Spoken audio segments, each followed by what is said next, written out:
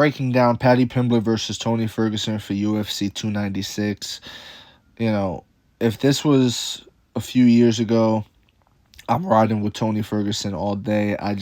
There's no way Tony Ferguson loses this fight to Paddy Pimblett, a fighter of Paddy Pimblett's caliber. Um, Not to say, he hasn't done well for himself. Built up a lot of hype for himself, did his thing over in Cage Warriors, but that was many moons ago. And, he's all right. Like, he's cool. Like, Paddy's cool and all. He's got the haircut. I wonder if he would be as popular without the haircut. Paddy's got some things going for him. He talks a lot. He talks crazy, he's always going to get attention that way. But for his fighting skills, right, he ate that left hook in his debut. We've seen it a few times. If he was who, they proclaim him to be, like, next up, not who they proclaim him to be, but who Paddy Pimblett proclaims to be. Paddy Pimblett proclaims to be like he's next up, like I'm gonna be the next UFC lightweight champion, blah blah blah. He talks that kind of talk, and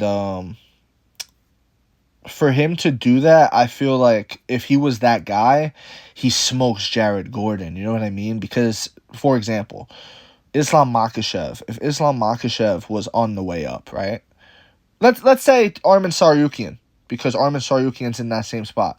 If you take Arman Tsarukyan and you put him up against Jared Gordon, I just feel like he smokes him. You know what I mean? Because that not only is he supposed to do that, like that's what you're supposed to do. Like, for example, they do this in boxing all the time. Ryan Garcia just had a tune-up fight.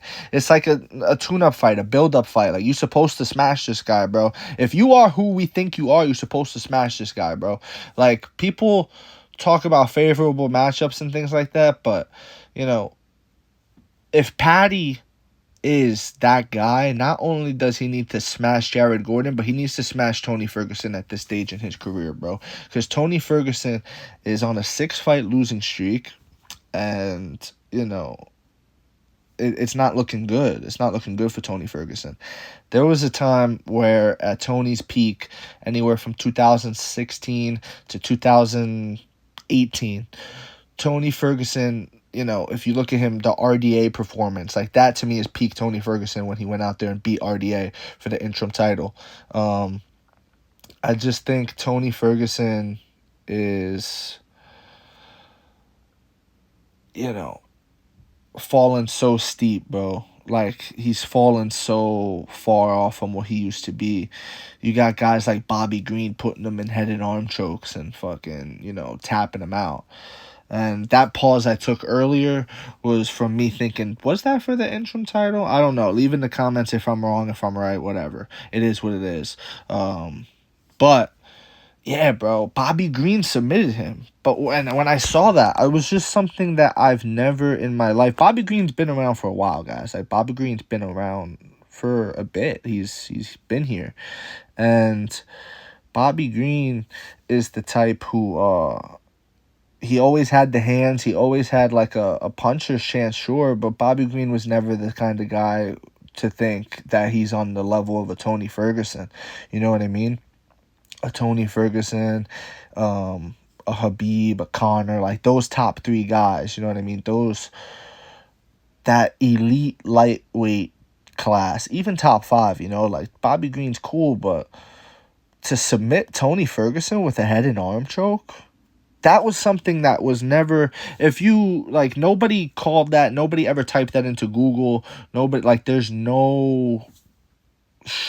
nobody's conceived it, nobody's ever saw it as a possibility. And all the times that, if you were watching the sport back then and someone said, hey, Tony Ferguson, what do you think about Bobby Green?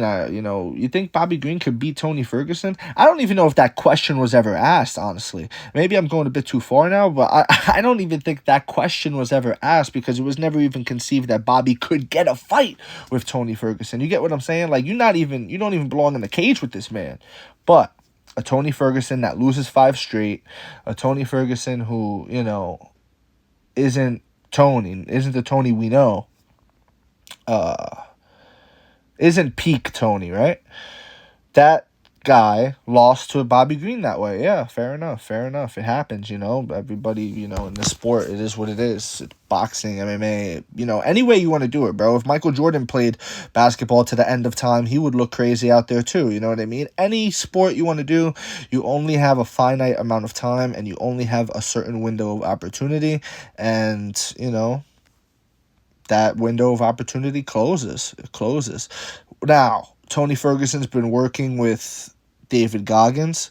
Tony Ferguson's been, you know, for whatever that's worth, right? Working with David Goggins. Like, Tony's always been mentally strong. Tony's always been someone who pushes his limits. Like, Tony, to me, maybe he needed to find a new limit, a new height, someone to push him even further than he's ever been. And Tony passed that test. Perhaps that's what we see. Perhaps this working with David Goggins does pay off. Perhaps it is too much. You know, we don't know what's going to happen. We don't know.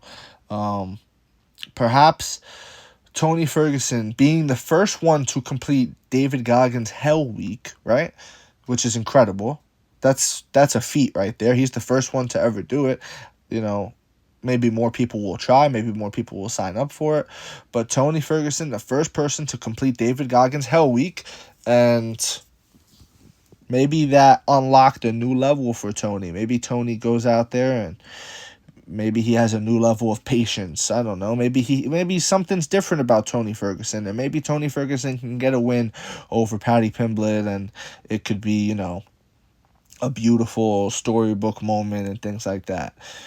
But that would be your heart talking. That would be my heart talking. That would be, I want to see this legend win. I don't want to see this legend go out and get, you know, knocked out or submitted by someone who couldn't even fucking tie up his gloves, you know, 5 years ago. You get what I'm saying? I don't want to see that.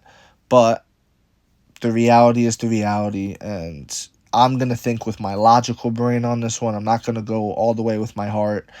Maybe Tony could still, like, land a good shot. You know, Paddy's susceptible to getting hit. Tony does look good before he loses. You know what I mean?